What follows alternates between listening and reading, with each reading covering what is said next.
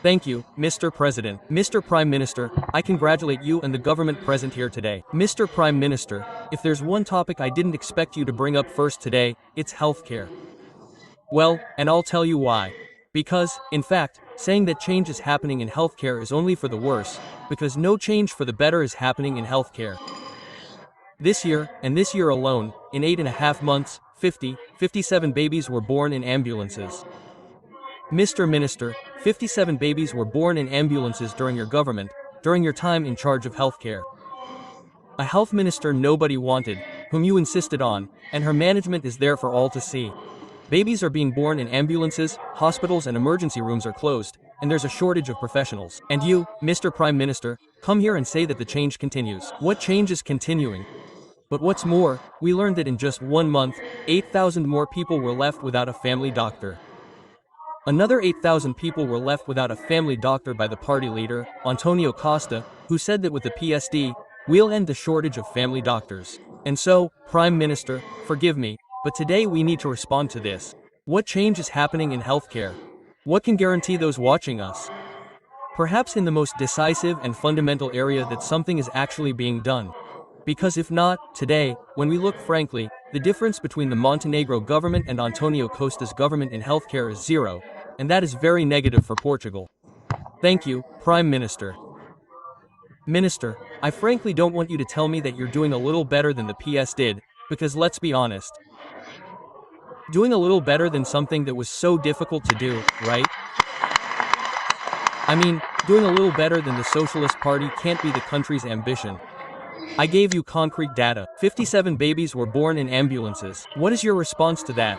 We're giving a better response. So, what response do you have to this? It's true. More people are arriving, and that's why we're having fewer family doctors. So, let's say what it is. Immigrants are coming in who shouldn't be. That's why there's not healthcare for everyone. That's why there's not healthcare for everyone. That's why there's not healthcare for everyone. But the government doesn't have the courage to say this, that it's obvious that if 8,000 people in 1 month were left without a family doctor and 25,000 registered with health centers, we all know who they are. We all know who they are and where they came from. The Socialist Party, PS, should keep quiet. That's normal. Now, the PSD should keep quiet. No, Prime Minister, we have to get rid of anyone who isn't legally in this country, and we have to do it quickly. Quickly. That's why I'm stating that the 60-day program was exactly that. It was a 60-day program to present a PowerPoint presentation not unlike the one Pedro Nuno Santos would certainly present about TAP or something else. But there's one thing I have to ask you, Minister. Since we're talking about immigrants, I wanted to ask you if it's true that the government's proposed foreigners' law was submitted. I'll tell you why. Yes, we don't know anything. I don't know if anyone here knows, but the PSD doesn't have a majority here in this Assembly of the Republic. Therefore, I noted with some surprise the news that the government had submitted the new foreigners' bill. I don't know why, how, or who. No one from Chega was contacted about it, but I'll tell you one thing, Prime Minister. Arrogance is a bad advisor. You usually realized that in the last elections.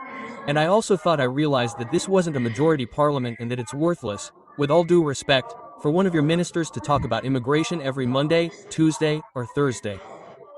When the time comes, they're as weak on immigration as the Socialist Party. It's worthless. Well. Family reunification. Oh, the president vetoed the law. Let's go back. But what about going back? We never go back. We never go back. We never go back. We never go back. This country needs rules, laws, control. We don't go back because a president at the end of his term thinks he owes us. Oh, Rui Tavar, calm down, Rui, calm down, calm down, calm down, calm down. Calm down. Ratava, calm down, calm down. Calm down, Rit. I know you prefer the foreigners who are out there demonstrating, but calm down, calm down.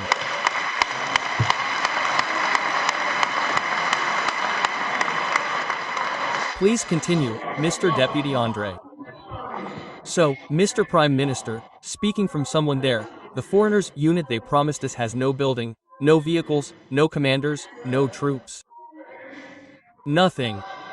It was your job to please someone here and make fools of us. Oh, Prime Minister, when will you understand this?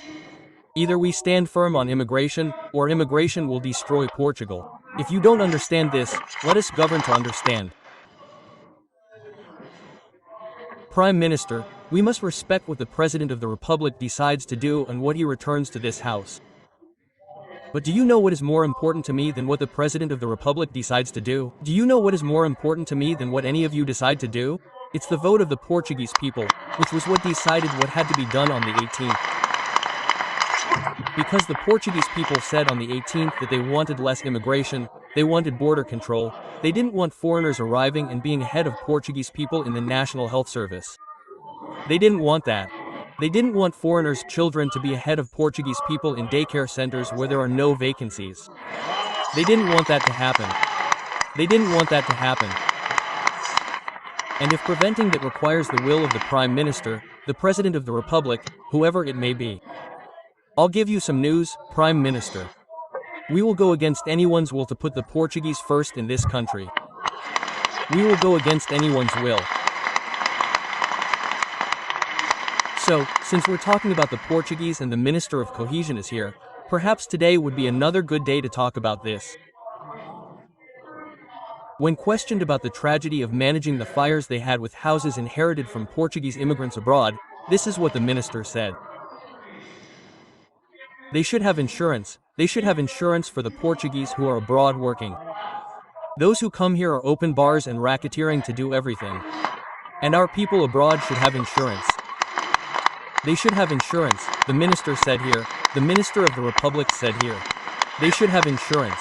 In other words, the PSD voted against immigrants having to have insurance when they come here. But our Portuguese who went abroad, they have to have insurance.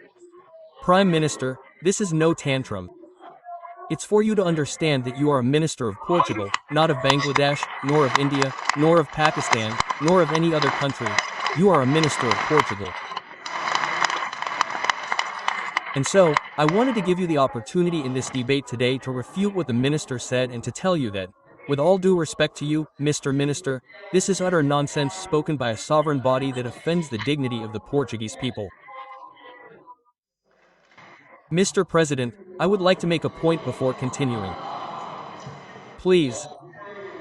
I would like to ask the Prime Minister if he would accept 10 seconds from the Siga parliamentary group to answer the question we asked him, which is whether or not he agrees with these words. I agree with the discussion at the table. I understand that you are making a point. I understand that the Prime Minister is accustomed to not answering questions and asking, that's it, we understand the question. But the main opposition party asked you a question, and we would like an answer about Portuguese emigrants, and we are willing to give the first 10 seconds. Thank you, Mr. President. We have it on record, Mr. Prime Minister, and I believe that the immigrant community and those abroad have also been made very clear about the minister's lack of response and how a Prime Minister can sometimes betray a country in this way, forgetting his community. We are concerned about this, just as Mr. Prime Minister, about what I asked you. You can say that UNEF has all the resources it wants allocated on paper. It has no vehicles, no buildings, no operational staff, nothing, no administrative resources, nothing. You didn't want to move forward with anything. This is the truth that people know and are aware of. Mr. Minister, let me touch on two more points. I know you don't have time for this anymore. One is the lack of teachers and unfilled schedules. A promise you told us wouldn't happen this year, but it happened again, and we're back to having thousands of students without classes and teachers. We continue with the same predicament the Socialist Party left us with, talking about school, school, school, school, disregarding school, school, school, school. We continue to do the same, but I won't shy away from the topic that will provide a kind of political aphrodisiac for the left this afternoon, the recognition of Palestine by the Portuguese state. Prime Minister, I even have Minister Nuno Melo here by my side, and I know he agrees with me. We're even more comfortable talking about this, which is this is your dispatch, yours, which I'm going to read, yours, for God's sake. To recognize Palestine, we need July 31st, the safe release of the hostages, the implementation of democratic reforms by the Palestinian Authority, the demilitarization of the state and Hamas, the disarmament of Hamas, the disarmament, and the recognition of Israel by the Palestinian Authority. Mr. Prime Minister, to this day, the Palestinian Authority has neither recognized Israel nor released the hostages, and many of them remain in captivity. They released the hostages, they are only in your house, because no one knows where they are. Only the hostages are in your house. None of this happened. And the Prime Minister, because of President Emmanuel Macron, perhaps because of the MP who went to Gaza and now sent another here to replace her today, decided because he looked at 2 or 3 polls. Then we will recognize Palestine, despite everything being contrary to what I said here. Mr. Prime Minister, you know that in the land of the Palestinian Authority, women are objects. You know that in the land of the Palestinian Authority, terrorism rules. It's not democracy that rules, it's weapons. Men, minorities, and women are part of the trafficking carried out by the world's worst criminals.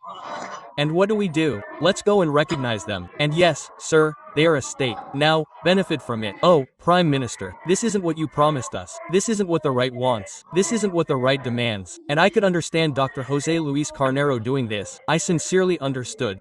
I could also understand Engineer Pedro Nuno dos Santos doing this, but I don't understand how someone who claims to represent the Portuguese center-right recognizes the Palestinian state and recognizes terrorism. Oh, Prime Minister, this isn't just a shot in the foot for the Portuguese right, it's a shot in the heart of our values. And that's what we cannot allow.